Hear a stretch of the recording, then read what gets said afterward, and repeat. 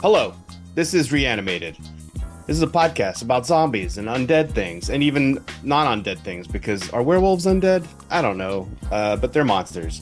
This is a podcast about all those things. My name is Stuart. I'm in California. Joining me is our extra special host from the East Coast, and that is H.A. Conrad. Good day, H.A. Hello, hello.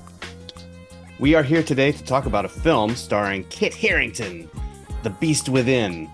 Also, Lord Georg Mormont is in it. So that's cool. His name is Cosmo something. James Cosmo. Mm. He's kind of awesome. But we also have a little bit of news to discuss before we get to it. And those pieces of news include an upcoming picture starring Mina Suvari, coming out this October called All You Need Is Blood. Yep. And it's What? a zomedy. So Yep. we'll see how that goes. I think based on the synopsis, it's about a teenage boy who decides to make a horror film using real zombies after his father turns. So that's as much as we know. Yeah. And Interesting premise. yeah, so October, that's coming out. And also in October, the long-awaited Salem's Lot. And I have to say the trailer's pretty good, The I guess. trailer is snappy. Yeah, I liked it. Whoever did the editing on that, well done, and the soundtrack and it's all good. Those critters looks creepy. Those shiny eyes gets me just about every Yeah, yeah, time. yeah. Shiny eyes, zombies at the window, hellbound zombies at the window. Oh, Creeping on the outside of your treehouse. yep.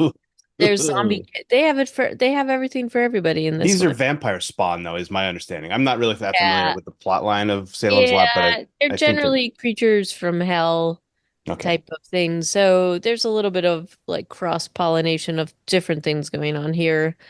So anyway, it at least the trailer looks good. I Yeah. think the only thing I worry about when I see a trailer like this is this the the best pieces of what they have to offer, but we'll see. Well, let's hope that that's not the case. I It always love a witty little kid who knows everything, like they show here, a yeah. la Shining, and so this kid looks great, so I'm excited about that.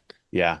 Does the based on the hairstyles, I don't remember the in the trailer what the cars were. Is it a period piece? Is it in the 70s like the I think original? it's supposed to be, but I don't know if this is that or if it's just sort of one of those rural towns that's a little bit out of time. But No, all the cars are old. it This is looked like it was a period piece, but we'll yeah. see. Those are some thick mustaches too. Mhm. Okay. So this is exciting. October 3rd is only 3 weeks away. I'm color me pumped. I'm ready to go and watch this at home, on the comfort of my own couch, and Hmm. then talk about it with you. That'll be great. Yep. Awesome. Yoo-hoo. And we've been waiting for this for like a year and a half, and I'm so finally I can stop Googling like Salem's Lot 2023 or whatever 2024 as it rolled. That's been annoying, so I'm glad I can stop Googling it. I will not stop Googling Last Train to New York, even though that's definitely almost certainly been canceled. Yeah, I think so too.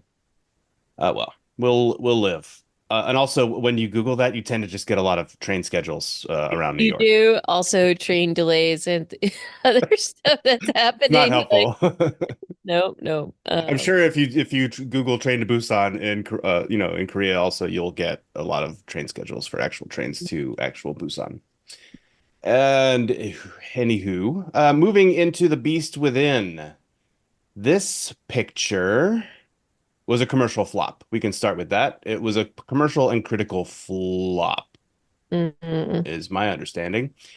And we've watched it. It came out this year. I don't remember it being in the theaters. I don't think it was around where I live. It must have been around you. I didn't even hear about it, so I don't even know what happened with it. So So it was destined to fail then. Like it came out in July. If the Here's the thing with I don't know marketing and movies. If you don't tell anybody about your movie's not going to be watched by anybody, and it's not going to do well in the box office. It's not always if you do a media blitz that they succeed, but they're almost guaranteed to fail if nobody's heard about your film. right. So I'm So not sure why they did this. yeah. So The Beast Within, good cast. Um, definitely beautiful cinematography and editing. I think Yeah, those were things that were really stood out. And it was filmed in Yorkshire, by this castle and grounds, which beautiful had locations. really gorgeous locations. So it had that really desolate feel, and it also had that feel of a like kind of out of time. You couldn't tell exactly when it is, but could be at any point, right? And it also had a little bit of a fairy tale-esque quality to it. Yeah, I really enjoyed that. Like they lived in a sort of like low-key castle, Right. even though it was just like an old stone house, but And it kind had of fallen walls and it had and a kind of gate. fallen down a little bit, right? Yeah. You And know? then, Kit Harrington, his character Noah, sits when they're in their dining room, he sits in a for real throne, which Mm-hmm. was a really weird choice, but obviously a lot of watching this movie makes sense only in the last 30 seconds of the film. Yes. Because there's a twist. And so also, our usual I feel like our normal upfront disclaimers, H.A. Conrad need to be there's probably triggers in here about some kind of behavior that's going to disturb somebody. Oh, Um there's lots of triggers. there's so there's that. We also usually don't know how to pronounce names that are not Western European because we are I guess we're not. that's just us. Well, these are our standard disclaimers. This movie, Noah, Willow, we can handle. Uh, and then the final one is we're going to spoil the hell out of this movie. And so if you wanted to, experience the twist, here's your one and only warning. We're gonna break it. We're gonna ruin it, and also talk about it. Yep. So yeah, but I did like the fairy tale subtext of this film. It was it was pretty cool, and like you said, it almost feels out of time. But then they drive a Land Rover sort of country vehicle. Right. Um, and I guess that's the only real trapping of modern life. They don't have phones, right? I don't think they have phones. They're not calling Doesn't seem- anybody. Yeah, they're not calling anybody, I don't think. And their clothes are modern, but real country Mm-hmm. and dirty. Their clothes are all dirty, except for with a couple of exceptions. These are dirty folk who live in the country and have an inexhaustible supply of pigs and a decent, sometimes working like Land Rover type car. Um, but yeah, I also enjoyed the fairy tale sort of stuff that was going on. A lot of the critical response to this film is that it had some cool ideas that they didn't execute, and I think that that's probably at the end of the day my take also. But let's see how we can get there. It has a cold open. Right. The cold open becomes is kind of meaningless until two-thirds of the way through, and then but in the last 30 seconds you have to question it too. But it's an old lady walking through the woods calling out for a man. Was his name William? Mm-hmm. She's kind of shrieking, William! And then a creature um, attacks and eats her in the woods. And then we cut to Willow playing. We don't know her name at first, but Willow is the girl, and she's playing with this diorama in her room. And at some points in this film, I was like, is her diorama a magical diorama? But she also Yeah. has some very vivid dreams about it. So she Yeah. has made a weird diorama of her house and her family, and it does play some role in the storytelling because when characters appear and disappear from the diorama, so too do their real life, um, surrogates.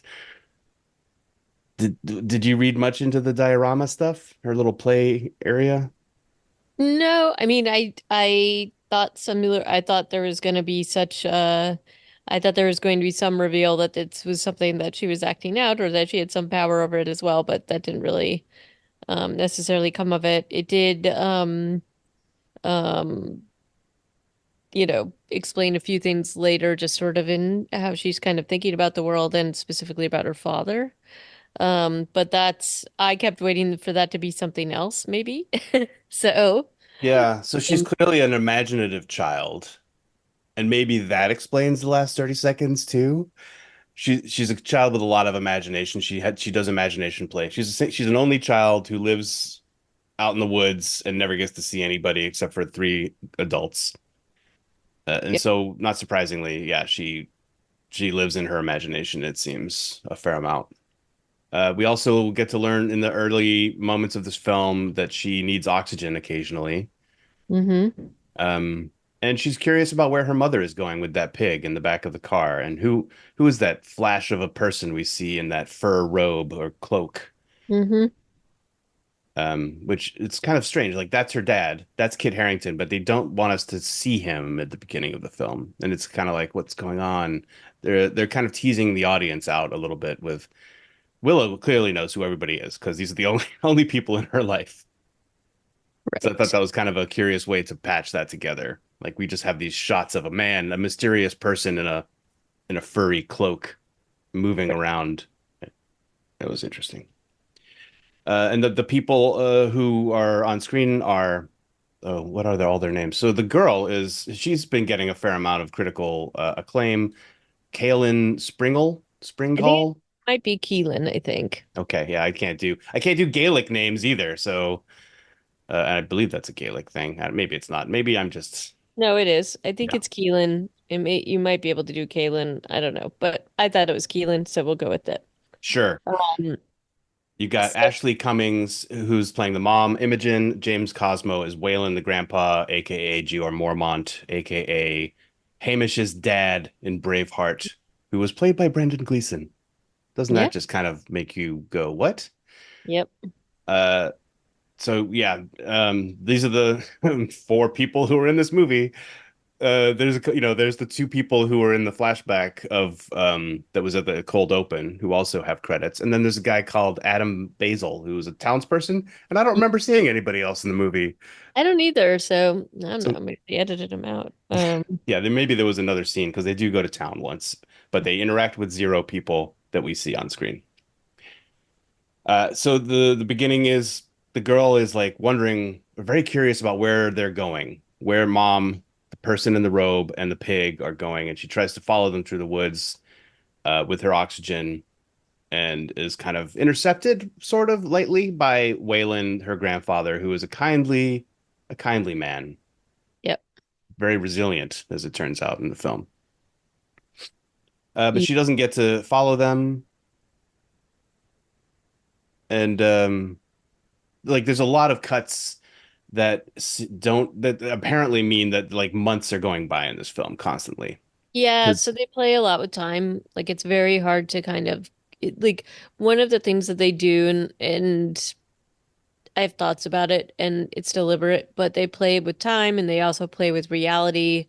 Even the cut from when she's looking out the window with at her mother and this mysterious person.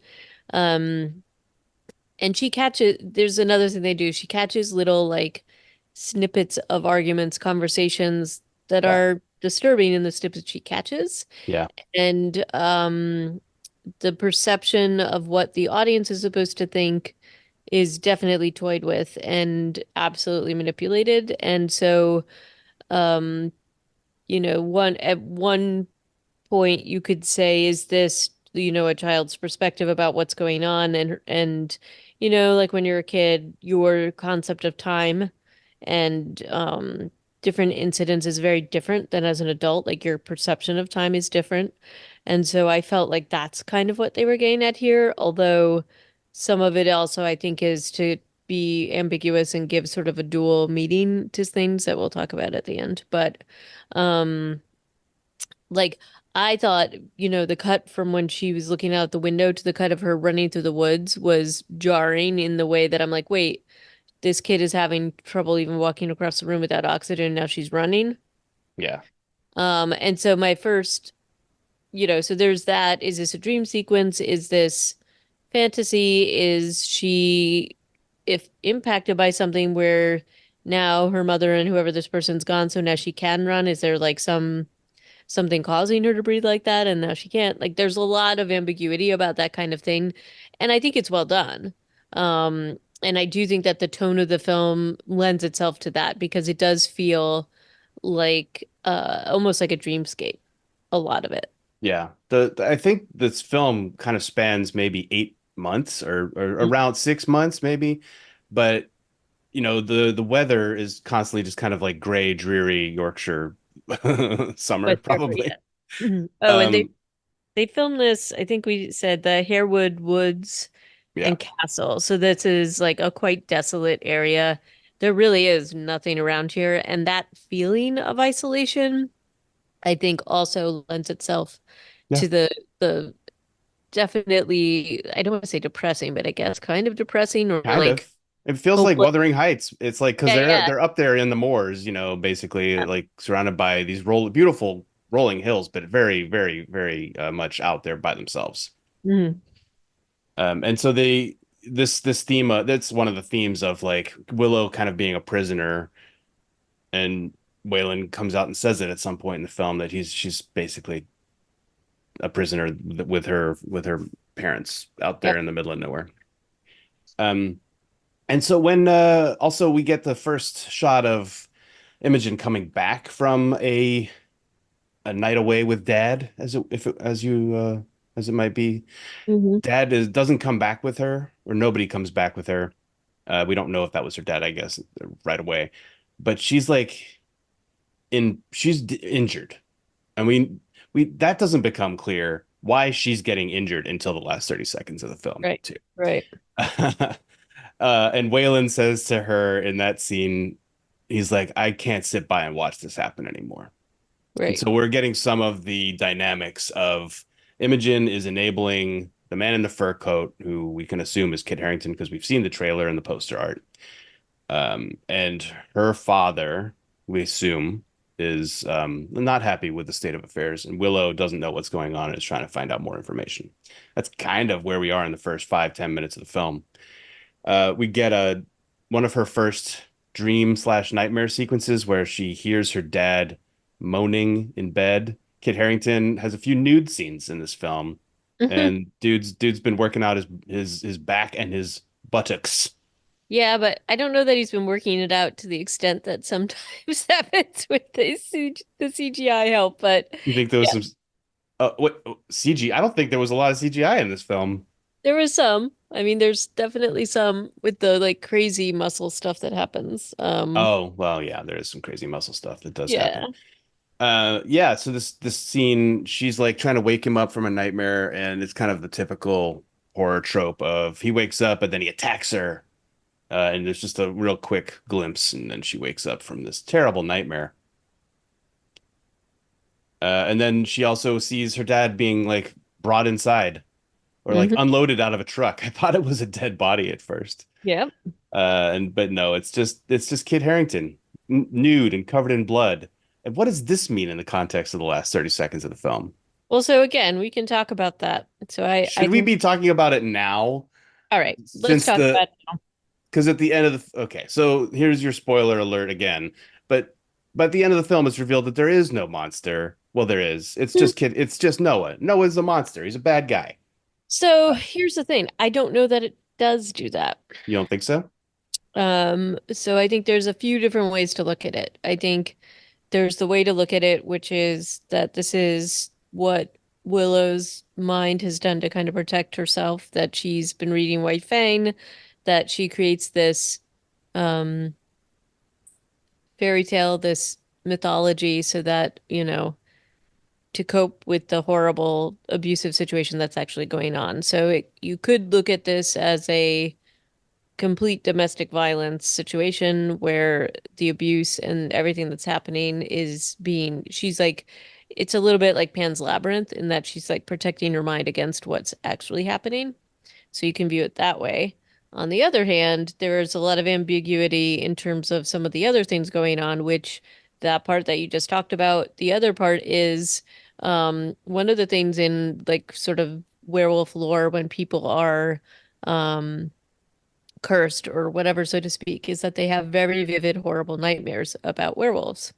And she does. And so there's this could be another theory, which is that she is actually carrying the family's curse and he is slowly being unraveled because of it, and has no power over it. Now, so I I think that it's meant to be ambiguous. So Ah, part of why she does not like there is again, spoiler alert, there's a piece at the end where she doesn't want to, she's very reluctant to leave the land, and there's what he says to her at the end, which lends to that particular thing, that theory that she could also be a werewolf. I actually was fully prepared for her to transform at some point. yeah. So Well, she has a dream that really leads you down that path too. yeah.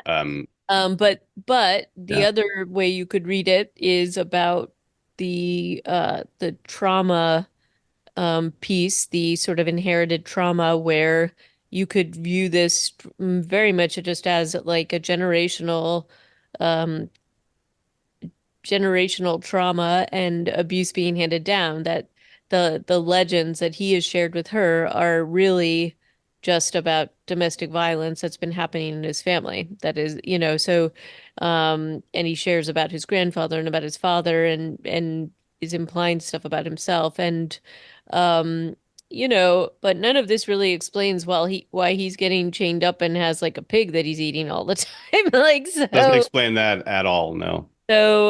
whether that's just a complete fantasy on her part or not. So this is the thing that, and I do think that they do a great job at this ambiguity. The one thing I had wished, just in terms of overall as like the project, I wish that the script hadn't been quite so thin. I think that they're deliberately doing it to basically increase this ambiguity so that you aren't getting sort of this background, so that you are left with these questions. But that's oh, and what he says to you is something like, it says to her is like, "Hello, my little monster," or something like that, right? Right. So I don't know. But your thought was that it was just straight up fantasy on her part.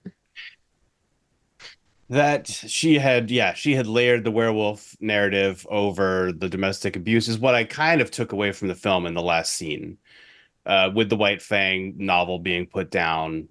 Mm. Um, but also it could be the other way around.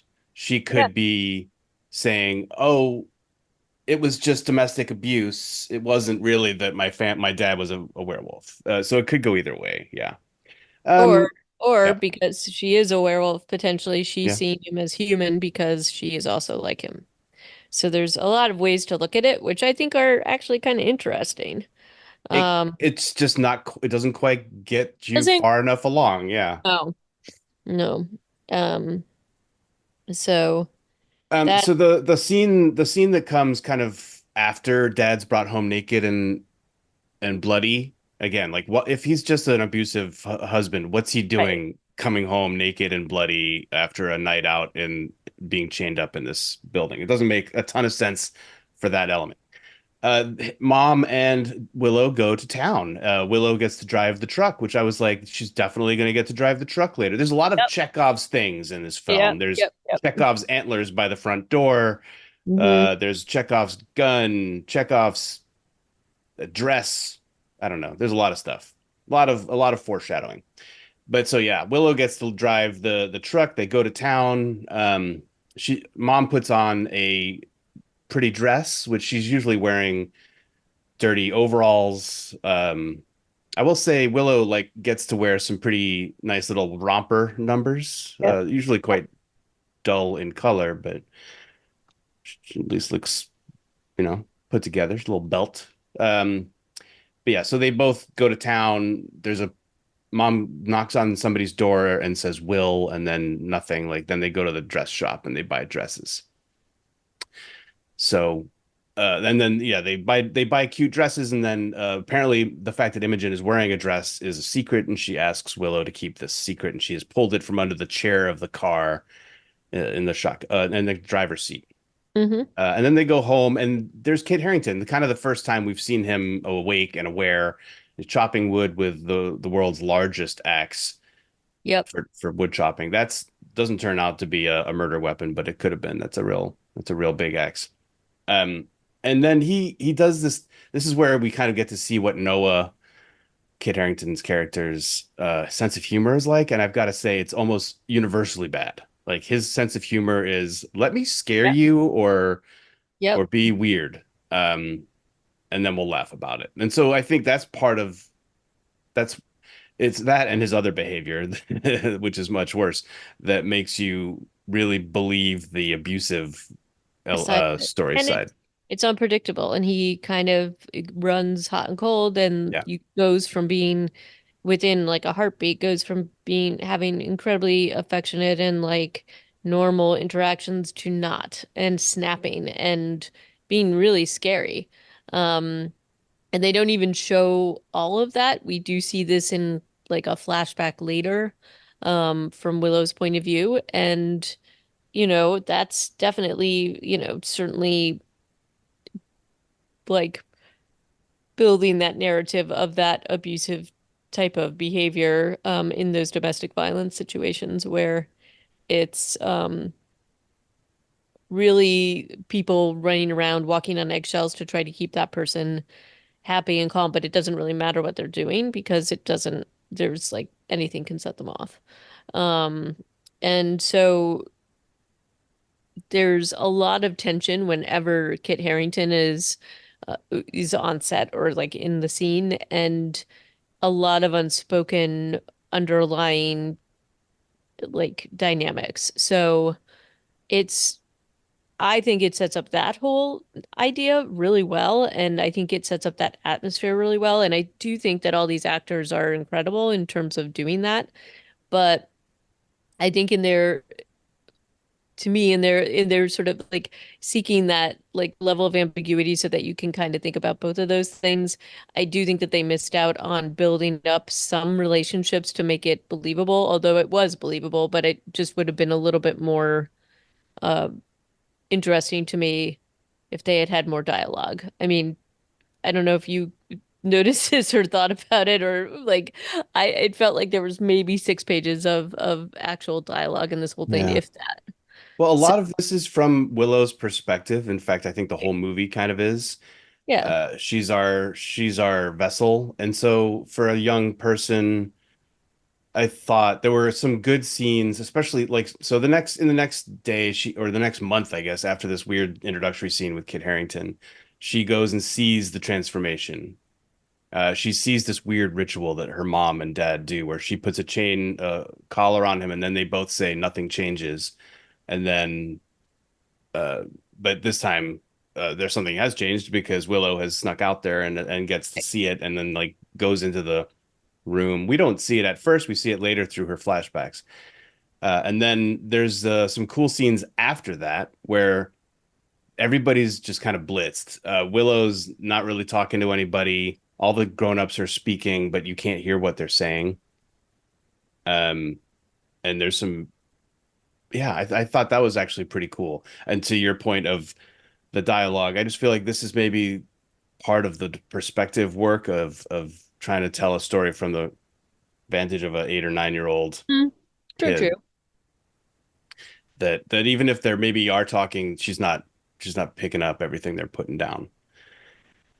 Waylon at this point becomes more of a protector. I mean, he already has been, but now he's like, you can't keep her here forever.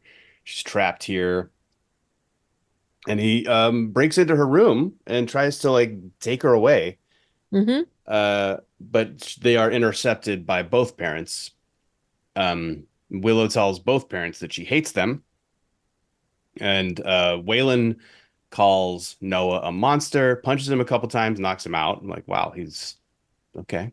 Waylon is apparently pretty strong. And then Imogen says to Waylon, no, you are the monster. Mother put up with you, but I will not. You have to go. And Yep. then screams at her daughter, I am your mother. You can hate me, but I am your mother. What do you feel like? I don't feel like they went anywhere past this of Imogen explaining what her upbringing was like and why she thinks that her dad is a monster and what that's Right. about. She certainly trusts her daughter with him. Yep. But she does have tension with him. But I mean, you could view this as, um, often you see in these situations, um, victims of domestic violence trying to keep the peace or keep the status quo. And even though it's painfully obvious that it's a very dangerous situation for them, not wanting to leave the situation, either. because they feel prisoner, because they've been groomed into this, um, and eh, basically fighting it every step of the way. And she does, and she even gets very upset with him at one point because he has a gun. And she's like, "What's that for?" And it's like, you know, she just cannot sort of tear herself away out of this situation. Well, when Um, we think that Noah's a werewolf, that makes sense. Like, yes, when because you they think, are all scared of him. They are all like, don't leave the house on a full moon. Daddy's chained up out there in the woods, but we're worried. Like, there's like a yeah, there's an undercurrent of concern when they're home at night when he is chained up. And when we think that it's a werewolf story entirely, Waylon having a gun, I'm like, of course, of course you should have a gun, because what Noah come could come back as would be a threat to everybody.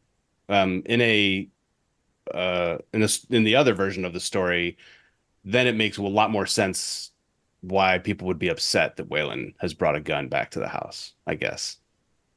But also no, not, like he's protecting his daughter and his granddaughter, so I yep. don't know. Yeah, like several more months seem to go by, several more trips to the chain up seem to go by here. Waylon has been banished, but then does come back on Willow's birthday. We've also had a scene with Willow and Noah out in the woods chopping wood, and he has this whole like again like bad funny.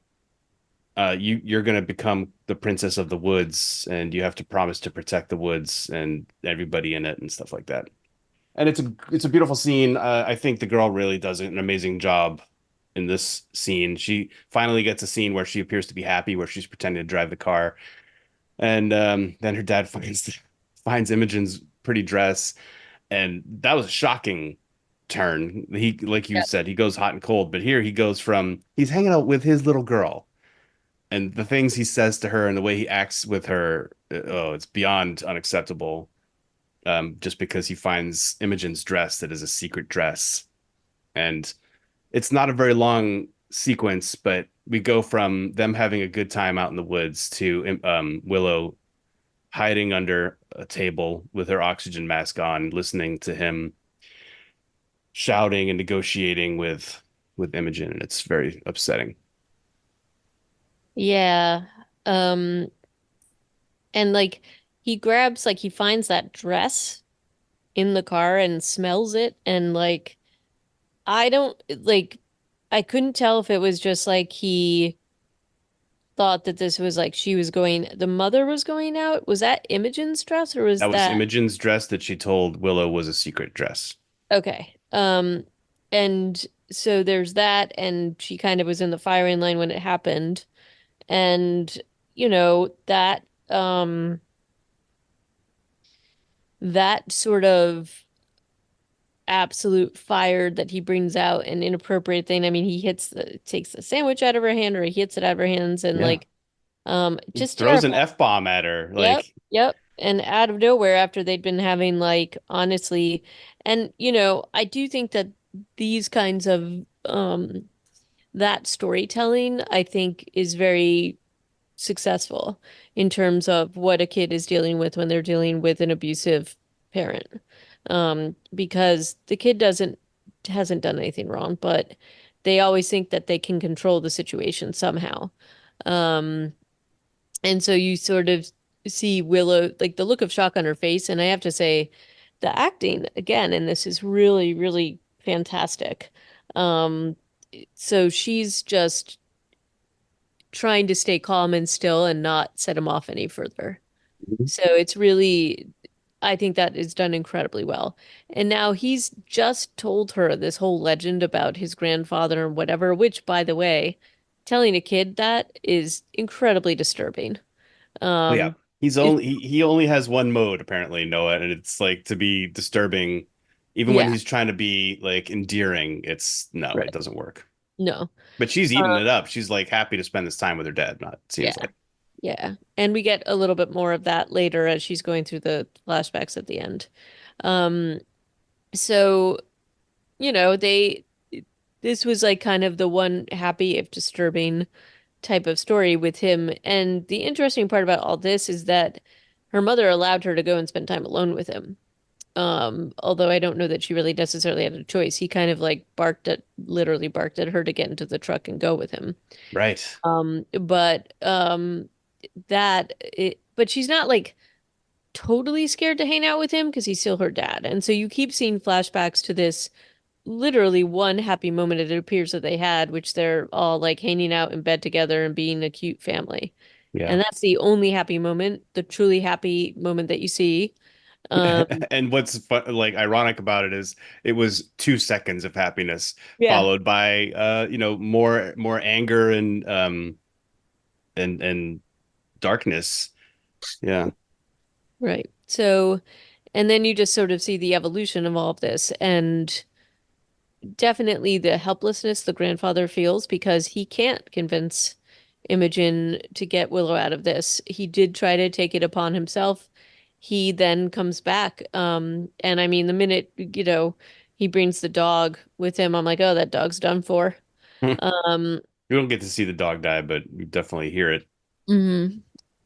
And and then that begins sort of the really horrific gothic downward spiral of everything. And um even Imogen, who was mad at him for bringing the gun before, then it's like they she's just like, oh, I don't know where the gun is. Like so, Yeah, uh, they left the gun by the gate and they had right. a close up of it, but then it never appeared. Like that was the one time I was like, wait, this is the time you're not gonna do the foreshadowing shot of the thing and Right. then bring it back later, like the antlers or the all the Right. other things. It was yeah, I didn't quite understand that. The oxygen. So Imogen, not Imogen, Willow has this nightmare of Noah saying, "Let me in, let me in." She's done this whole recreation of the ceremony at the chain up place with her diorama thing, her little toy version of her life, and has said the words "nothing changes" and taken her mother out of it. It was also noticeable, just to go back to this diorama thing for a second. Wait, like right before her grandfather comes, like the day of her birthday, his minifigure just like reappears, which made me think again, like that this was like a magical play set that she's made. Um, and then in her nightmare, she breaks the gate open of the diorama. And then she also has that part of the dream where you're like, oh, she's turning into a Mm. werewolf because her fingernail comes off and then she starts to scream and her face gets weird. Yeah. I guess there is some CGI there for sure. Um, and then she wakes up and there's a couple of scenes of like her going downstairs, going back upstairs, letting all her oxygen out of the bottle, and the sounds of some things outside. It could just be the wind. Could be the wind. There's no growling. It's just a lot of thumping. Mm-hmm. But everybody's convinced that it's Noah, that he's come back for them. And this is I guess, Waylon then kind of sacrifices himself a few times, which does diminish it each time. Like the fact that he does it twice. He does it at least twice. Yep. And his eventual death is off screen and we don't get to see Yeah. it. If they had gone with his first sacrifice and the impaling, getting impaled on the antlers right across from the front door, that probably would have been more impactful than him having gotten himself down from there and then able to walk around and talk when both of his Right. all of his lungs have holes Or in them. been popped. Yes, definitely. But also James Cosmo, I don't think gets to play. He doesn't get to play characters who aren't just extremely tough and resilient, like Braveheart. He's got like 8 arrows in him by the time he goes down. But yeah, so there's some Imogen almost kills her daughter in the closet. That was kind of an interesting scene. Like at 1 second, she's like, "Please wake up, please wake up, please wake up," and then the next, "I'm gonna smother you for at least a minute. Take off your oxygen mask." In these scenes where they hadn't shown the creature yet, were the best. Yep. You just see the clawed hand in the moonlight outside the closet door. These Yep. were these were pretty good, and you're like, "Oh my God, Imogen's gonna kill her daughter." Yep. And then as soon as they are like, "We got to get out of here. Let's leave." I was a little bit thinking, I don't know, just hide, Right. wait till morning. But they're thinking that they can creep out of their creaky ass old house. And we get to see the monster, and the monster effects are practical. I guess, I respect them for that. But this is a very inflexible and wooden looking werewolf. Yep. I thought he was terrifying.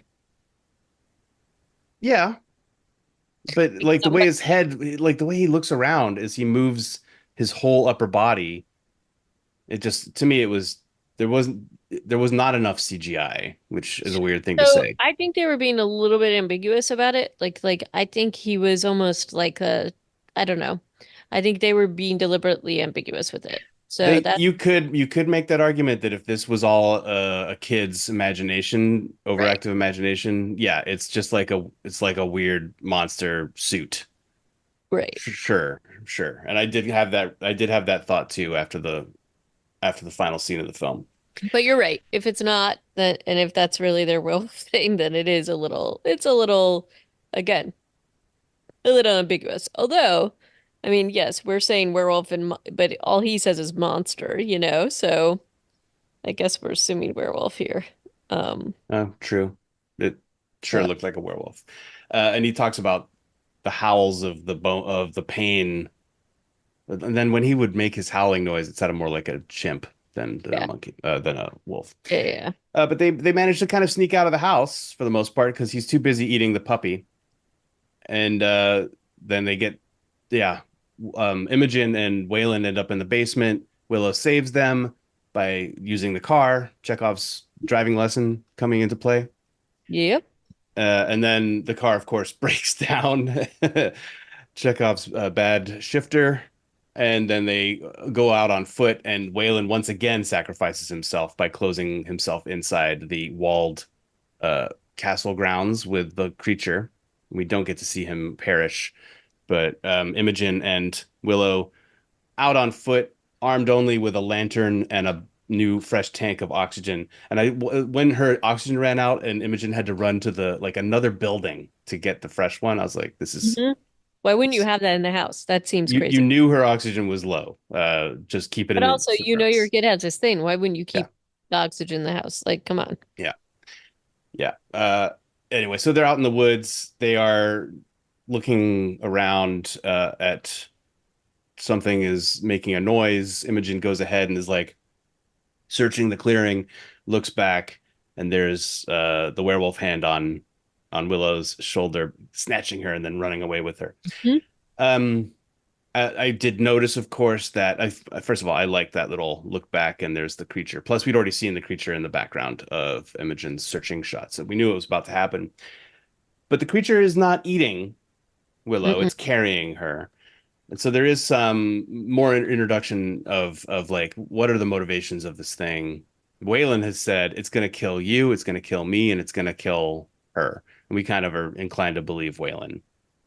Certainly, it Yeah. killed him, we think. But it's not eating Willow; it's just kind of walking around with her. And they end up back inside. I think they end up back inside the chain up place, right?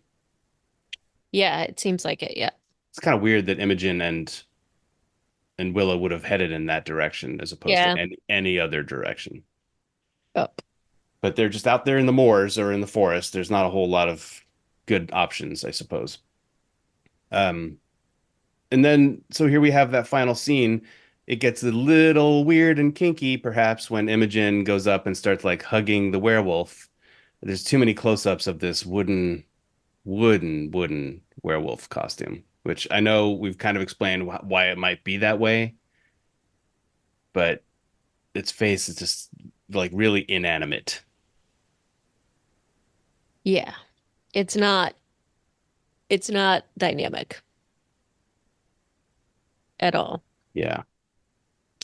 Um, but they do a lot of camera work in the interactions between um Imogen and the creature that make it ambiguous so that they don't have to show too much. So maybe it's that they ran out of the budget. I don't know. There's a ton of flashbacks in this scene, yeah, where there's Like, some flashbacks to stuff that wasn't in the film, yeah, like and I him almost think, crowning his Noah yeah. crowning Willow with a little stick crown, which that Yep. didn't happen in there earlier, but you could see how it could have. Hmm. but I was curious why they chose to like introduce that here.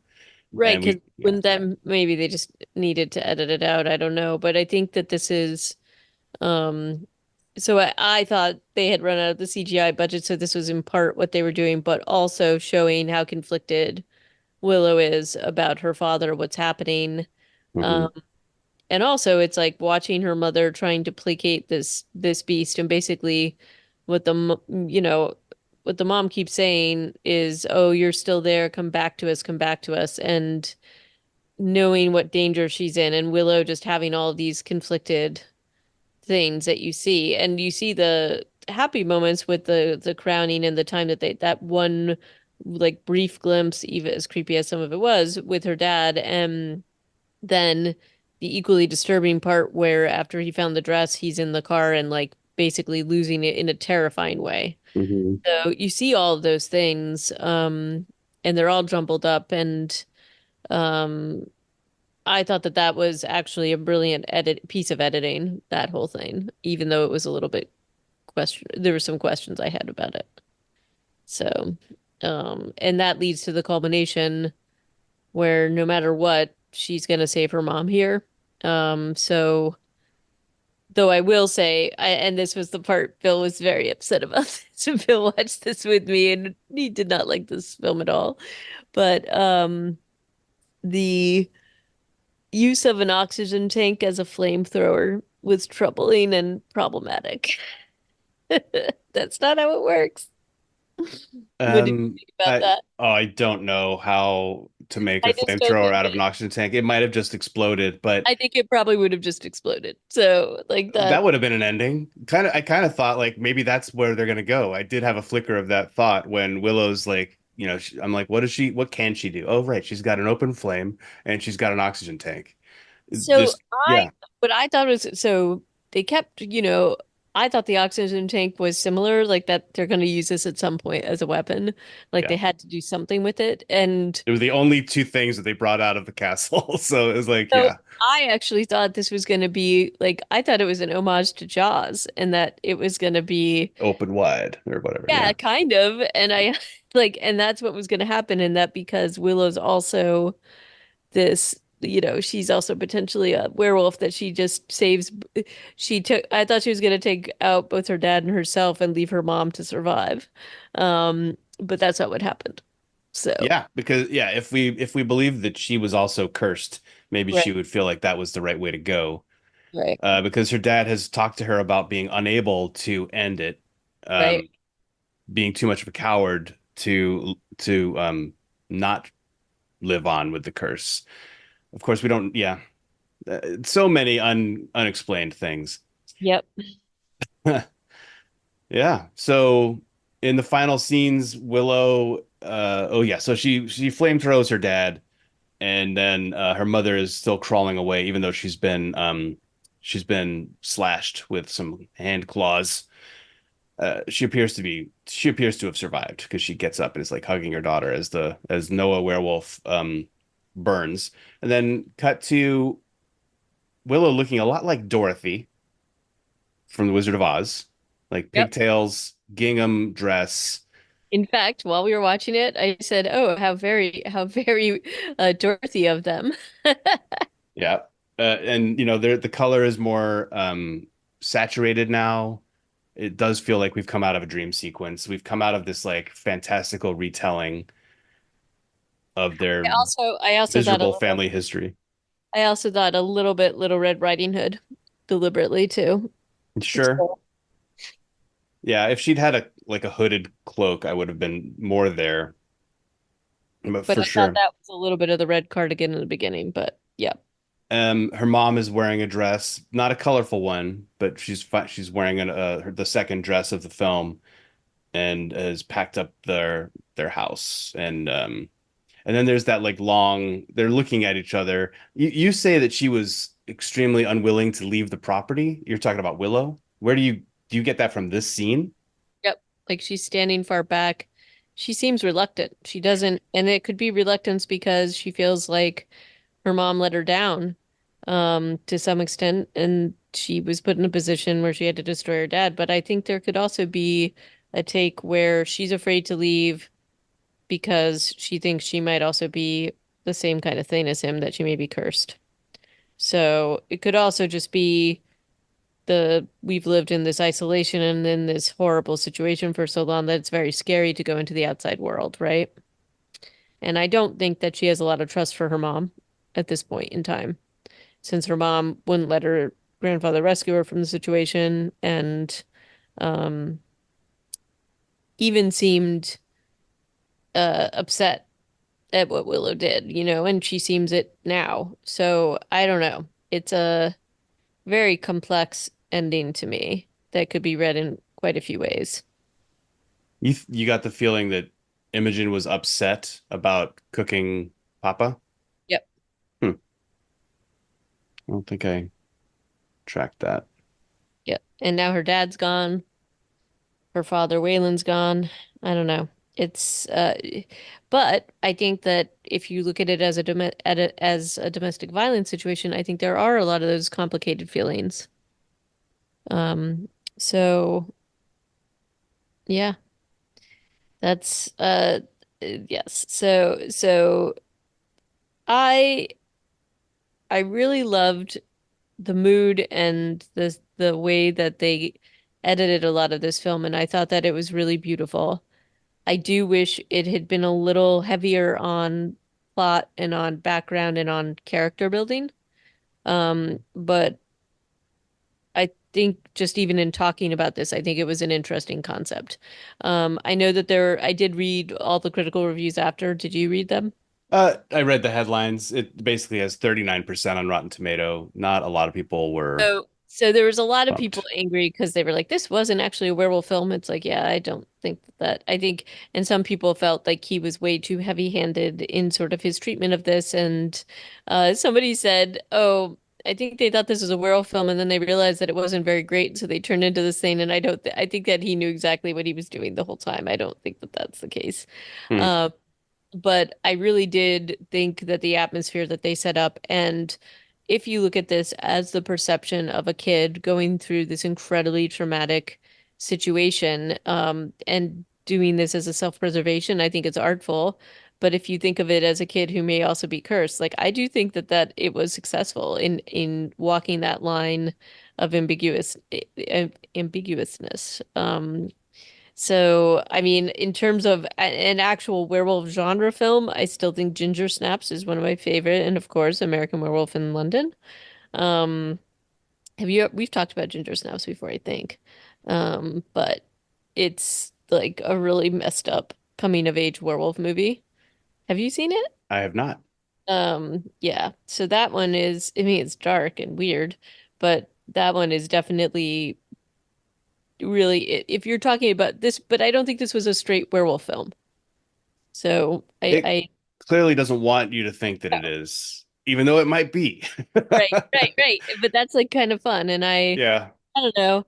I I wasn't guess yeah, I guess bothered you're right. by The it. more that we've talked about it, the fact that it could be kind of anything that you want it to be is interesting. Right. The Um, fact that it didn't really commit.